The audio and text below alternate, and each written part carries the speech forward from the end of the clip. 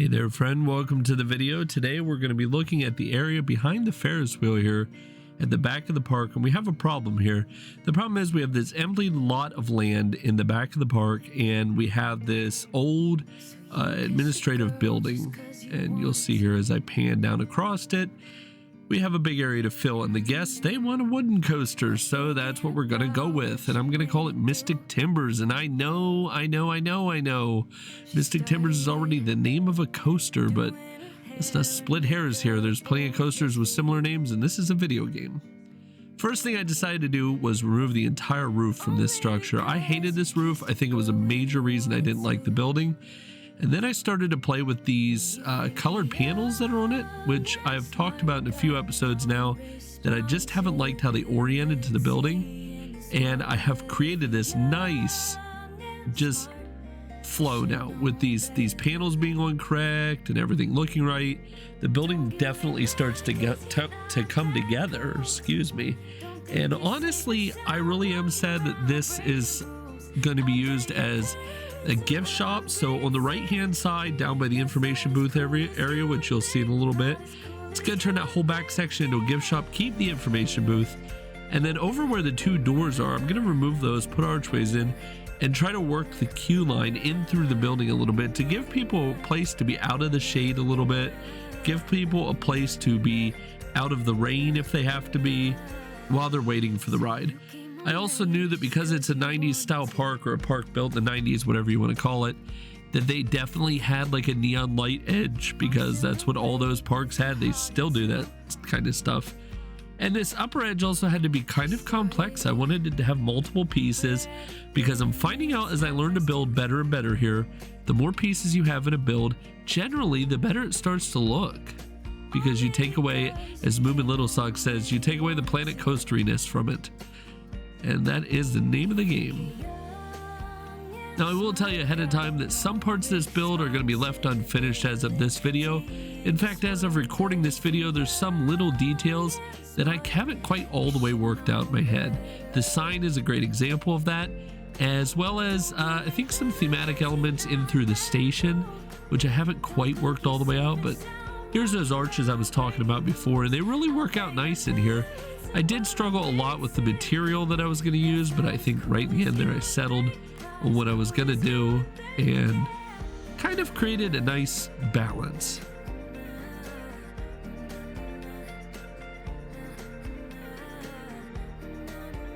Going into this, I knew I wanted some kind of pillaring or some kind of supporting to go around the building. So for the time being, I go with this pole. And I hated it. I think right off the bat I hated it. And then I looked at it more and more and I thought, what if I darkened this all the way and just took out the flowers?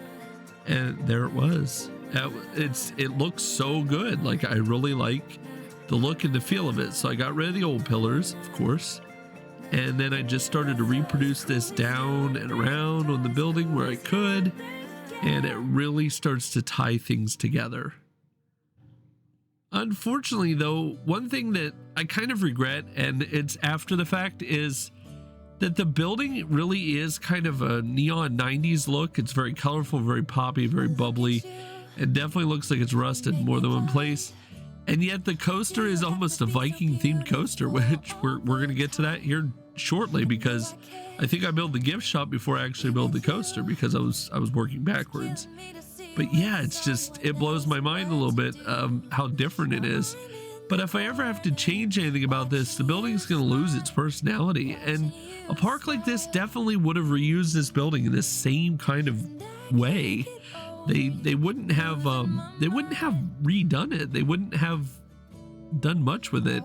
It's a budgetary thing. They would have just done this much work to it and it would have been enough. But fans of the park who are nostalgic definitely would want the building to stay mostly for what it is. And I think you guys who are new to the channel, you may not have the same love as someone who's been here for a while, but I'm sure all of you, regardless, you can definitely feel that the building should retain some of its personality and who it is.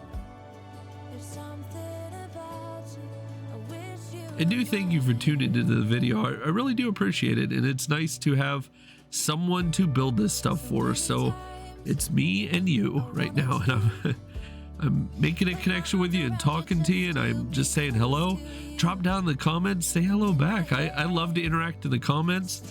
Give me your ideas when you see something in a video, just something catches your eye, just point it out. You don't have to always point out the mistakes either, and but I do appreciate them. For instance, I'd like to give a personal thank you right now to Rush Plays. They commented on my Skimmer short that I'd posted that the coaster went through the water, and they did comment that, you know, it's not as realistic, but they said you do you. I get that. It is a video game though. It's not going to be realistic, and everybody makes mistakes when it comes to building stuff in games sometimes. So I'm not going to say cut me some slack there, of course, because I want you guys to do that. But at the same time, you know, I have fixed it. I want you to know, Rush, I have fixed it, and I definitely will show that off. Probably make its own short. Making shorts from a video is nice, but I think I can do better if I record it at base value. If you hear any noises on this side, I'll do my best to noise cancel, but it has been very cold here where I live.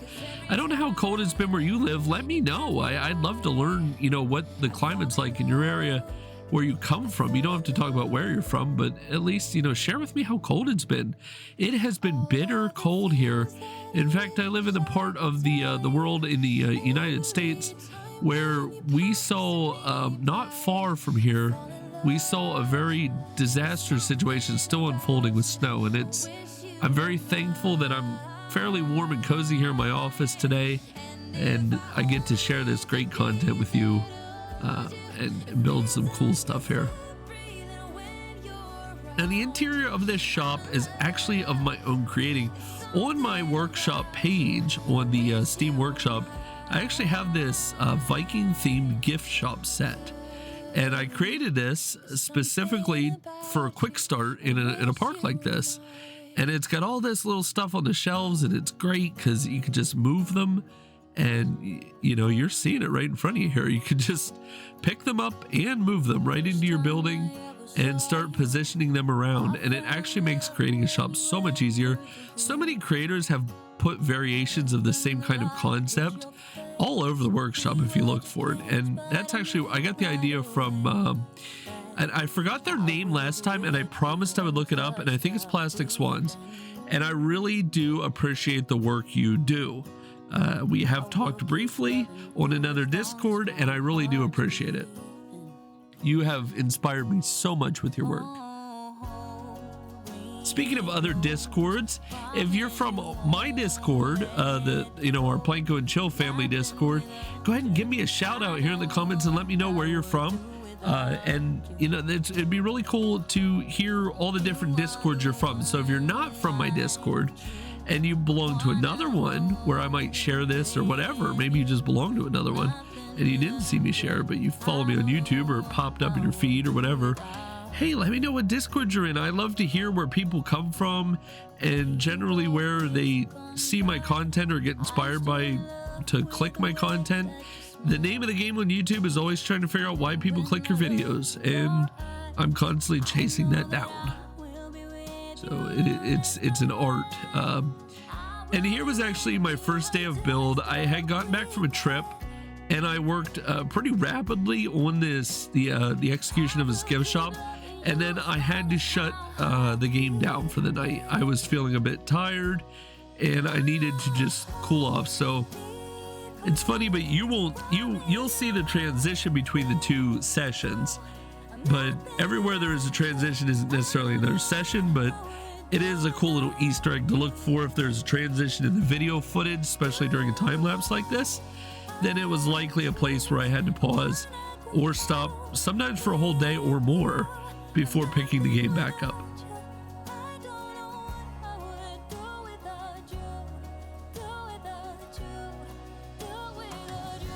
Here we go with the gift shop set here, the final little piece of the puzzle, and I'm going to tell you now the logs didn't work out. I really thought the logs would work out. I wanted the logs to work out. They looked great in relation to the shop and what the shop is all about. But I think at the end of the day, I decided a little bit of a slimmer profile would make more sense, because all this does at this thickness is give guests and staff a whole lot of reasons to clip through your stuff and kill the immersion. It already happens on this back wall after I've had this up. You might have caught it in some of the footage later in the video. You might see a guest or two walking directly through the wall here. It's annoying. It happened, but you know, like as you can see here in this part of the frame here, as I settled on a non-traditional object for some kind of guarding, which is a window. And that's one of the biggest lessons I can give you in Planet Coaster, is when you're trying to work on a space and on a build, or I'm going to be a better builder or whatever it might be, hey, go for the little objects like that. And there you can see the cut between 2 days, and I actually missed a little bit of footage, but the gift shop is done. It's done. Moving on now to the outside, it was raining, so it reminded me not only did I need to move all those benches, but I also needed to fix some of this pathway and get a little shielding going on from weather for the guests. And those pop-up notifications will plague me, plague me, plague me. I cannot stand them. They just happen and happen and happen, and they get so annoying. But so far, I have not figured out a way to disable them. I'll forever be your best friend if you can help me get rid of them. And there is a little bit of yellow from the checkout register here that is showing, but it did help me open it, which gave me opportunity to name it Mystic Timber Gifts and get a staff member in position there. Now the Just a Memento bags, you could hide those by adding further decorations, but I find it's nice to have a little bit of the branded memorabilia or the branded itemry from the game just kind of laid out like that. And I totally did say itemry there, by the way.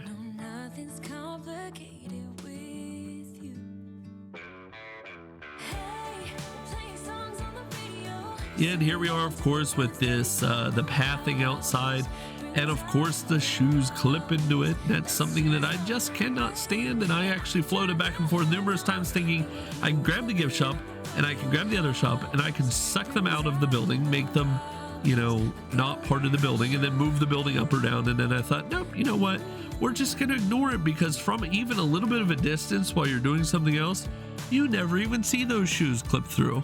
You don't see them.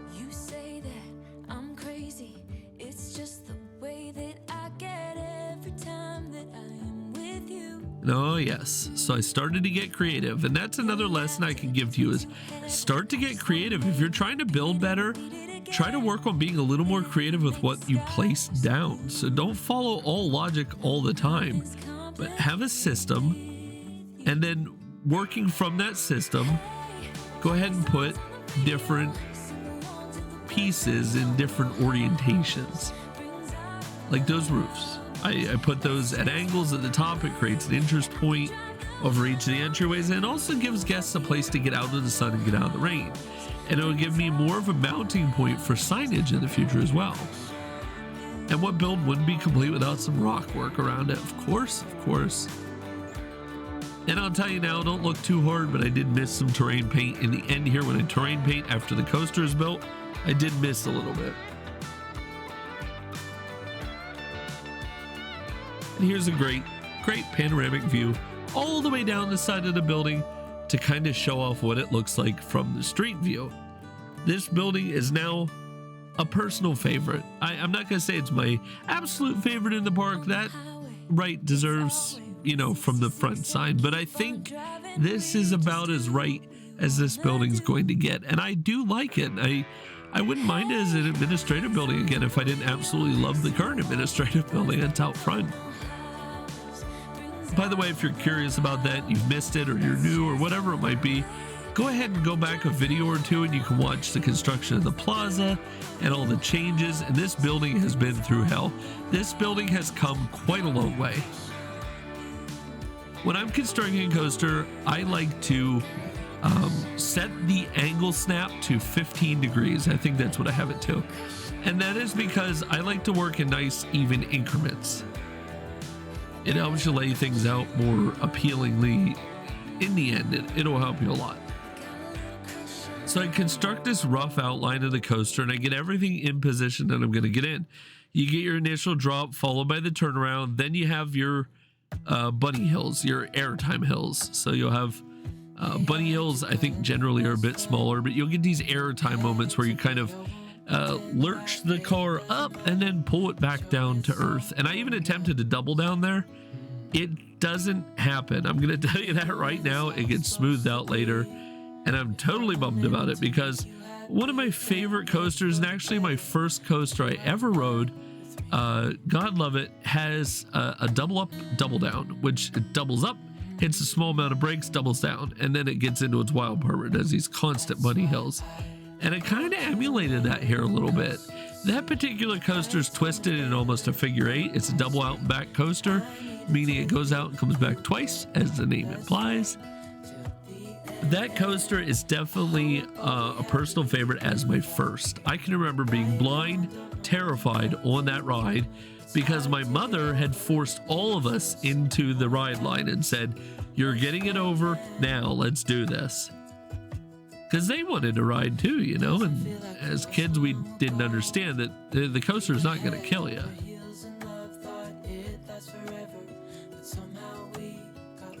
So there it is. The coaster has kind of an official layout. So I give it a little bit of look to see if the skylines look correct and the visual appeal of the coaster is there. And then I started to dig out this forest from this other end because this forest is a source of irritation for me. It was dense. It was very, very dense. But I get there in the end, of course. Of course I do, right? Persistence pays off. I hope you're enjoying the musical selection. You have to let me know in the comments the kind of music you like. This time I went with a little bit different. Thanks so much to my friend Fem Loves You. You have given me such fantastic advice with my music that, you know, she did mention that any kind of repetitive sounds are terrible to listen to. So we're going with some lyrical music, some stuff that has some wording. And I even set it so, you know, the audio turns up or turns down when I talk, which really does help, except I rarely shut my app, so I don't know if that does help. I'm thinking that through a little bit, and honestly, you'll have to tell me, maybe mention it or something if you notice it. I don't know if I'm actually going to make it turn up and turn down yet. I record the entire video, which in this case is 4 hours of footage, and then I go back and I edit it down. So in the case of all this build session, it is actually 500 times the speed that it is. Like it's 500%. So it's 5 times the speed. And just side note, look at this freaking rainstorm that hits this game. So what I do is I turn that down, then I render it all out, then I play the video back, which is what I'm doing right now while I'm talking, and I record my audio portion. And then I take that audio portion and I lay it into the video footage kind of where it needs to be.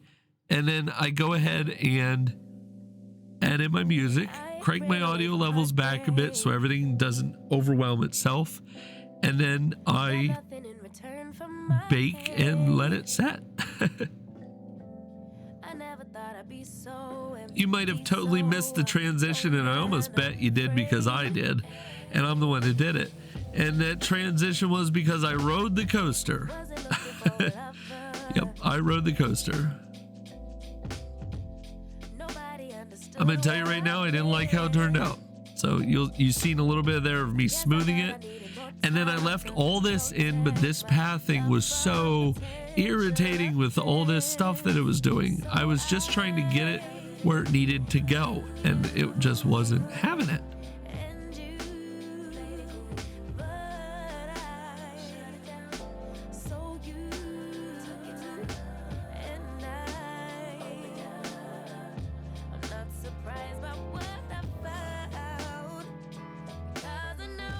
I think at the end there you can see I just moved the entrance further down, and that seemed to solve the problem. But then I ended up with this wonky janky piece off the side, and I'm gonna tell you right now it doesn't go away for quite a while, so don't stare at it too hard. It will go away, but try to focus something else. I get a little bit carried away here with trying to plan and figure, and then the notification pop-ups, like I said earlier, are just terrible. But I finally settled here, and the first thing you want to do with the floor right off the bat is lower it below the level of the track. It's terrible looking when it floats through the track. Not enough people do that. They snap it right to the surface, and then they don't plan on the track side for how it's going to come out. Due to how everything was seated, I could not get this wall started. I really tried and tried and tried, and in the end I get it. Because I follow the rule that I'm supposed to follow, which is to stop thinking of everything in such a logical A, B, C, D kind of way. Start thinking of things for what they're potentially for, the things that they're useful for. Because you want to achieve your goals, right? And then of course I just kept filling in gaps, filling in spaces, noticing that it was seated too high. And it just, you continue, and then you add little details here and details there, and pieces and bits and all kinds of stuff. And you just keep working yourself towards a build.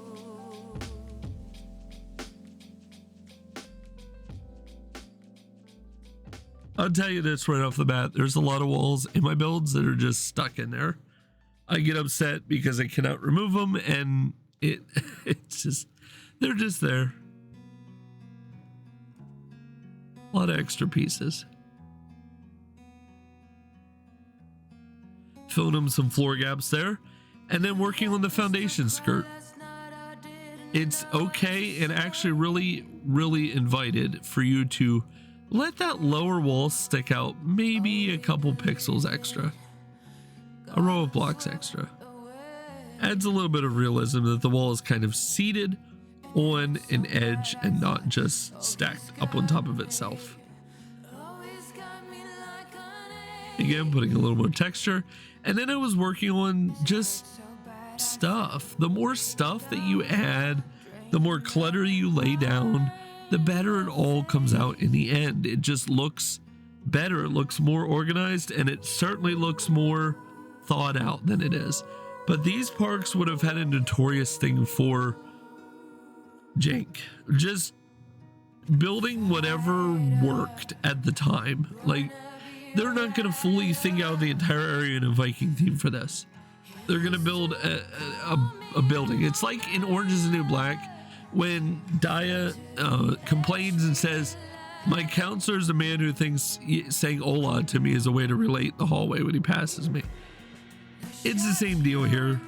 They think that a Viking theme is made by adding some Viking elements to a roughly Viking-ish building.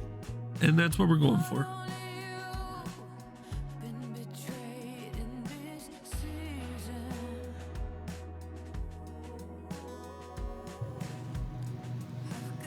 Sometimes if there's long pauses, I'll tell you now, it's me clearing my throat, and that's something you definitely don't want to hear on the audio.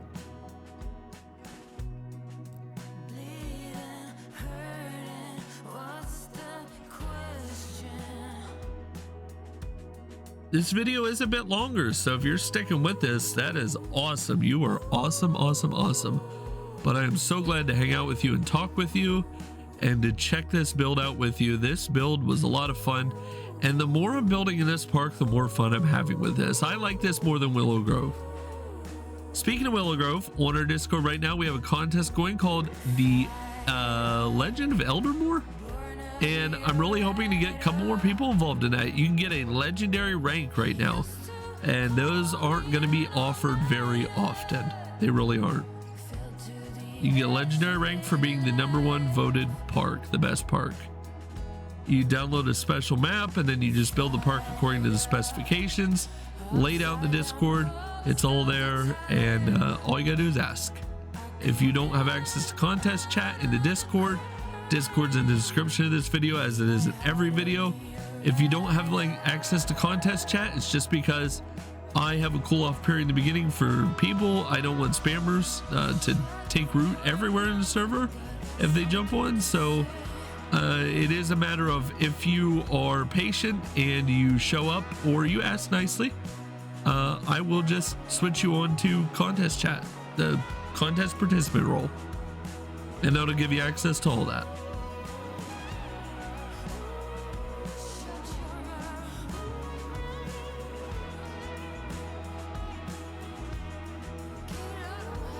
Again, with the tackiness and as a heavy emphasis here, I did put a lot of trim around the edges, which was roughly Viking-ish.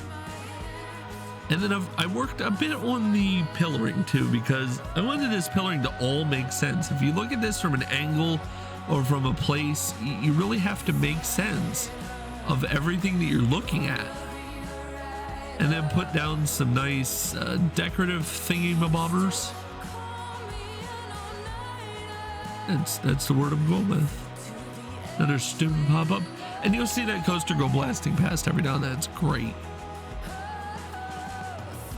A big deal too is to make sure when you're dealing with a pattern like that, that if you have to shift it offset from where it would be truly on the edge, then make sure you line the texture and the patterning up. Otherwise you get Z fighting or you get an ugly broken pattern. And here I did more of that just tall pillaring stuff to fill the corner gaps in, which really ties the build together nicely and gives it a good polish.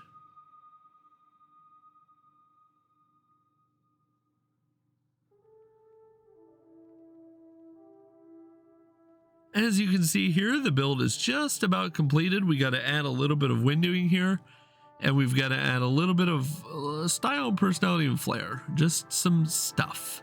We've got to add stuff.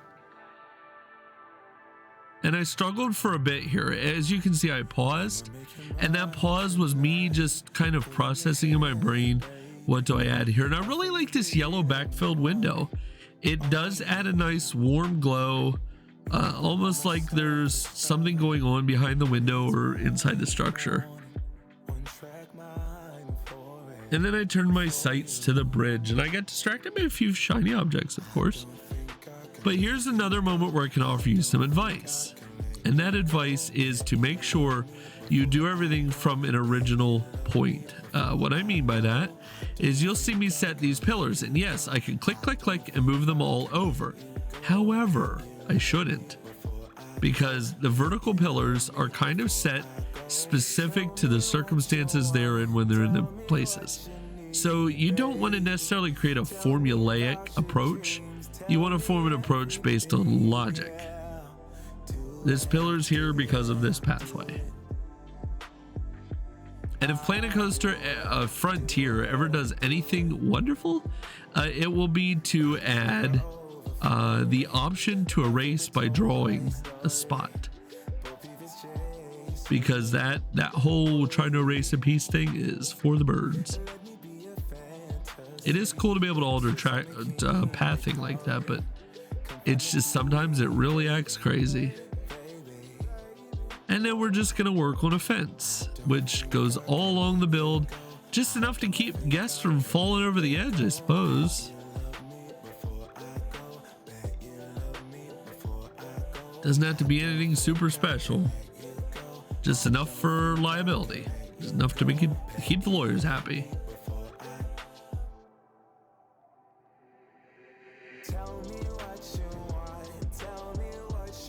And here we are with the final bits of stone along this pathway. I think if I do anything further in this area, honestly, it's going to be to put sides down the stairing and stuff with some railings maybe.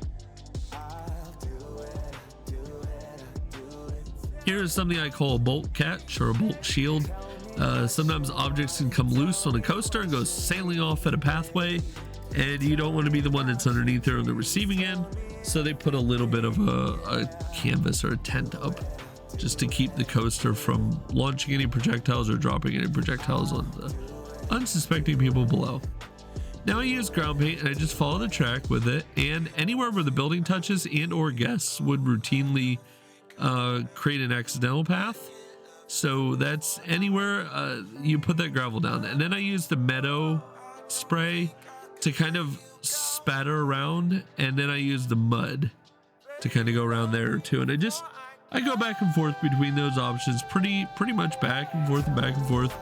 And around some of the areas I do use the stone pattern. I think the heavy rock or the rock pattern. I try to use that, of course, to give the illusion of more stones to the ground, because gravel alone is a little bit on the white side. It's a little bit bright. And then I start adding trees into the area and some of the bushes and foliage. I knew immediately that I was up a little bit too high with the bushes, so I had to get right down and cozy with it. And I think in the end, it looks fantastic. You have to let me know in the comments if you like this, because honestly, I do. I really do. I think it was about time. We needed a wooden coaster in this park. And honestly, I'm in love with it. I think it should be a real coaster. I love it. You will get a ride. You'll get a ride on it. You'll get a chance to ride it here shortly. It's not long, but yeah, I'll do a full walk up and then a ride through.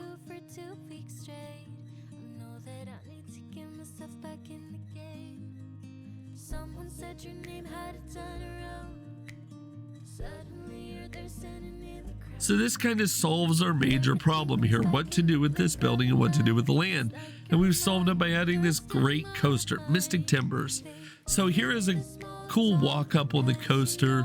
You walk past Skimmer's fantastic sign there, by the way, which, did you know it spins when the coaster goes by? I have to show you guys that sometime. And I did not get a view of the gift shop. I'm going to do all that separate because I'm going to show off. I'm going to do a bit more work in the area, and then I'll show it off to you, of course. Entering the coaster here, you'll see a big sign over the top, and then boom, we skip the inside of the building because I don't want to show you the inside of the building yet. We haven't gotten there yet, and that rock is totally floating. But here is the coaster gracefully coming up and over its beams, and I gave a little camera shake there for you. And the bushes are floating too. Got to work on that. I noticed it in the voiceover, isn't that something? I'm not going back and refilming that. You guys have waited several days for this video to begin with. Thank you so much for watching. I'm going to shut up so you can enjoy the music in a POV. Make sure you leave a like and a comment. And here is a ride on Mystic Timbers.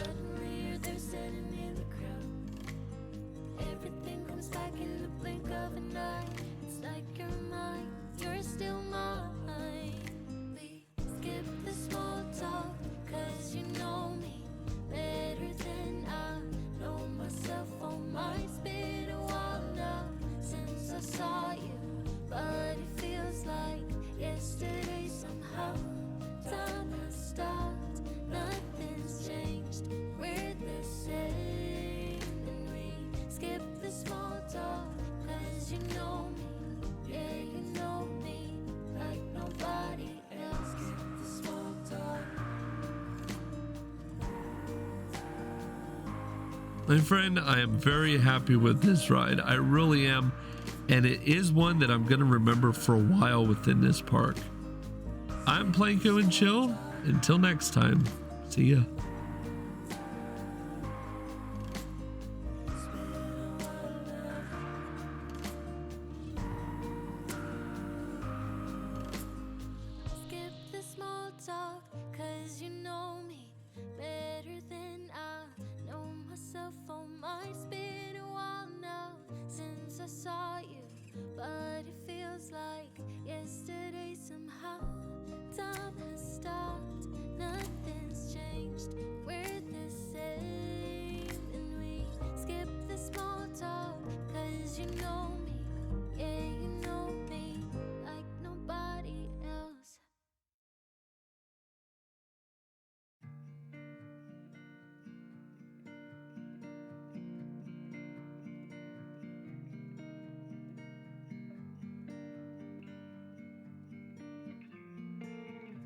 So you kissed a girl just 'cause you wanted to.